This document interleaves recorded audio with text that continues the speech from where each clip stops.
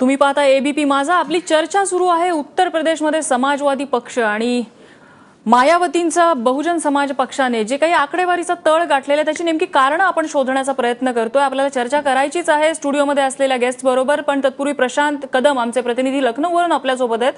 प्रशांत, एकूणच जर चित्र बघितलं तर समाजवादी पक्ष आणि मायावती यांनी एकमेकांच्या सीट्स पाडल्या, त्यामुळे कुठेतरी त्यांना हे आकडेवारी आहे म्हणजे मतांचं ध्रुवीकरण जे झालेलं आहे या दोन पक्षांमध्ये, त्यामुळे हे आकडे बघायला लागतात।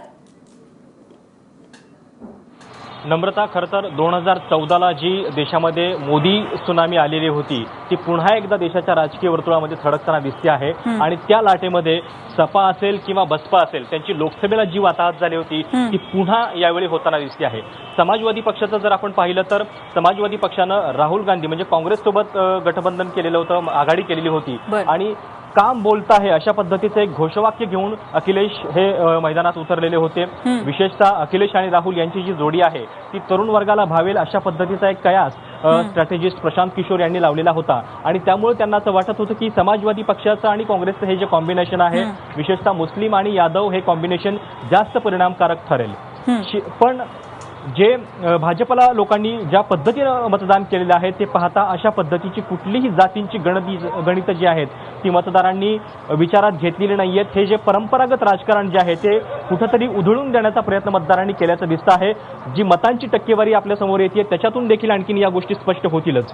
खरं तर जे आपण पारंपरिक निष्कर्ष लावले जातात राजकीय वर्तुळामध्ये की मुस्लिम वोटर सपासोबत किंवा काँग्रेससोबत, त्याच्यानंतर दलित हे मायावतींसोबत, पण या सगळ्याला छेद देत कुठंतरी म्हणजे ज्याचा उल्लेख खरं तर पक्षाध्यक्ष अमित शहा यांनी देखील आपल्या पत्रकार परिषदेमध्ये केला की जो गरीब वर्ग आहे म्हणजे तो कुठल्याही जात पंथ किंवा धर्मातला असो त्यानं मोदींना भरभरून यश दिलेलं आहे। मोदींच्या चेहऱ्याकडे पाहून त्याला कुठेतरी परिवर्तनाची आस दिसू लागली आणि म्हणून भाजपला हे यश मिळाल्याचं अमित शहा वारंवार सांगत होते। एका योजनेचा विशेष उल्लेख करावा लागेल, उज्ज्वला गॅस योजना। म्हणजे आम्ही पूर्वांचल आणि इतर भागामध्ये जेव्हा फिरत होतो तेव्हा या योजनेचं यश जे आहे ते उत्तर प्रदेशमधल्या खेड्यापाड्यामध्ये जे गरीब लोक आहेत त्यांच्या घरामध्ये पोहोचल्याचं जाणवत होतं। कारण ही एक योजना जरी असली तरी त्याच्या माध्यमातून होणारं परिवर्तन हे गरिबांसाठी मोठं असतं आणि हे परिवर्तन आपल्या आयुष्यात मोदींनी दिलं अशी भावना अनेक लोकांनी बोलून दाखवलेली होती। दुसरं एक छोटंसं उदाहरण देतो फक्त, अखिलेश यांची जी इमेज आहे ती चांगली आहे, त्यांचं सरकार चांगलं काम करते अशा पद्धतीची एक इमेज जी आहे ती टीव्ही माध्यमातून बऱ्याच मोठ्या प्रमाणामध्ये झळकताना दिसत होती आणि बाहेरच्या लोकांनाही बघताना असं वाटत होतं की अखिलेश म्हणजे जी जादू नितीश कुमार यांनी केली बिहारमध्ये, जे ममतांनी बंगालमध्ये करून दाखवलं ते अखिलेश यूपीमध्ये करतील असं बाहेरच्या लोकांना वाटत होतं। मात्र इथं आल्यानंतर एक गोष्ट जाणवली, अखिलेश यांची स्वतःची इमेज चांगली असली तरी एकूण सपाचा जो 5 वर्षांचा कारभार आहे तो मात्र अत्यंत वाईट पद्धतीचा होता। म्हणजे जे तरुण लोक आहेत ते इतके त्रस्त होते की इथं पैसे दिल्याशिवाय सरकारी नोकरीमध्ये आपल्याला स्थान मिळत नाही।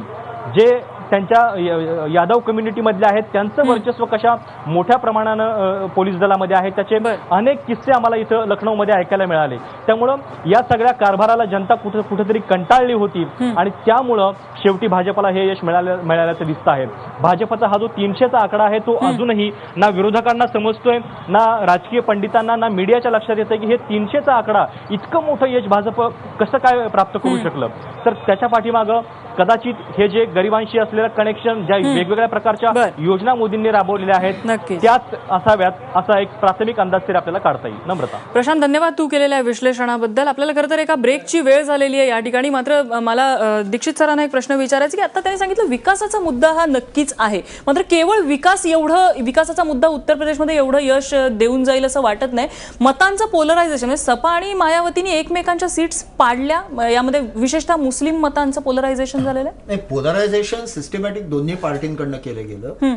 भाजपच्या बाबत एक वैशिष्ट्यपूर्ण त्यांची ही अशी दिसते की प्रत्येक स्टेजला ते आपल्या स्ट्रॅटेजी वेगाने बदलत गेले आणि सपा आणि बसपा आणि काँग्रेस हे एकच त्यांचं जे स्क्रिप्ट होतं ते चालवत राहिले की आपल्याला फक्त भाजपबद्दल एक बागुलबुवा उभा करायचा आणि त्यातनं आपल्याला अल्पसंख्याक आणि दलित यांची हे सुटाबुटातलं सरकार आहे, हे अँटी मुस्लिम आहे, त्यातनं मीडियातनं पण म्हणजे जैन युचे प्रकार असतील ते अँटी दलित आहेत, ते अभिव्यक्ती स्वातंत्र्यावर गदा आणणारे आहेत।